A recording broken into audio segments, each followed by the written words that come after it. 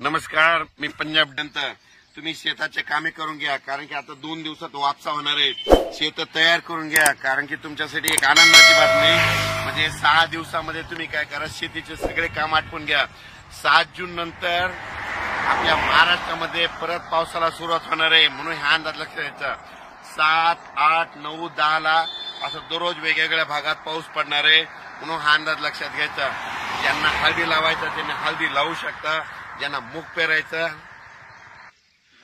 पेरायचं तर पेरू शकता, कारण की मूग पेरल्यानंतर उगवतं।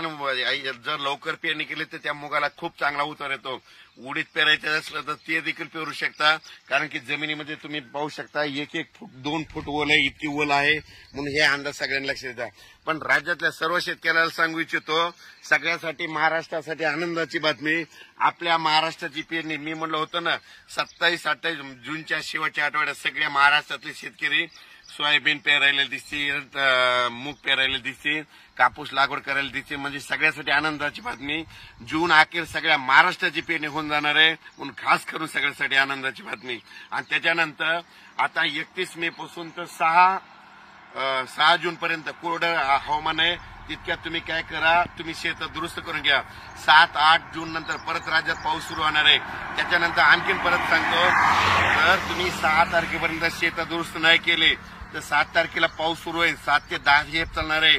आणि त्याच्यानंतर पुन्हा काय होणार आहे, 13 जूनच्या नंतर राज्यात पुन्हा मुसळधार पाऊस येणार आहे। 13 ते 17 पर्यंत राज्यात जोरदार पाऊस पडणार आहे।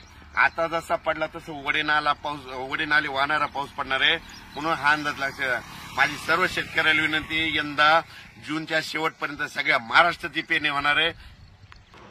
काल बऱ्याच शेतकऱ्याचे फोन आले की काही भागामध्ये आणखीन पाऊस पडलेला नाही, तर त्यांच्यासाठी आनंदाची बातमी सांगतो। या 7, 8, 9, 10 जूनच्या दरम्यान तिथं पाऊस पडणार आहे, आणि त्याच्यानंतर 13 पासून ते 17 पर्यंत त्या भागात पडणार आहे।